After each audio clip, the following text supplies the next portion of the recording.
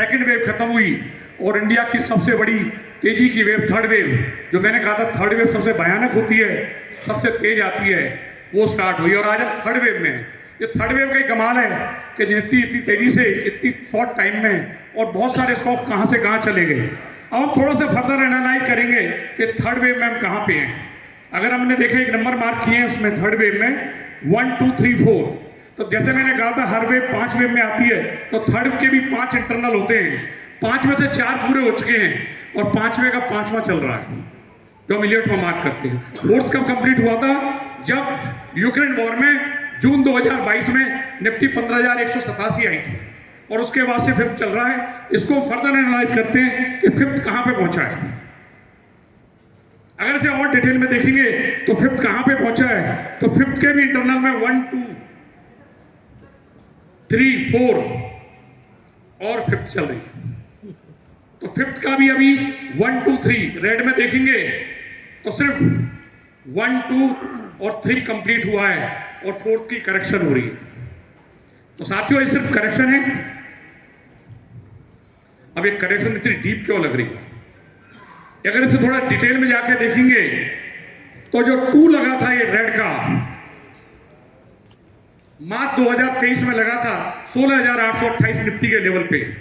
तो 16,828 से निफ्टी 26,277 चली गई सितंबर 2024 के अंदर। करीब 9,449 पॉइंट की रैली आई और मार्केट उसको करेक्ट कर रही है। करेक्शन कितनी होती है? हमने 2 लेवल लिखे हैं यहाँ ग्रीन कलर में, 23% और 38%।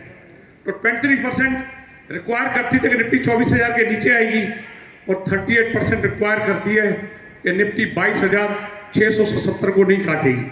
तो अभी तक मार्केट इतनी करेक्शन के बाद भी इस 22,677 को नहीं काट पाई है। तो जब तक मार्केट इसके नीचे नहीं जाती है हम फर्दर बेयरिश नहीं है।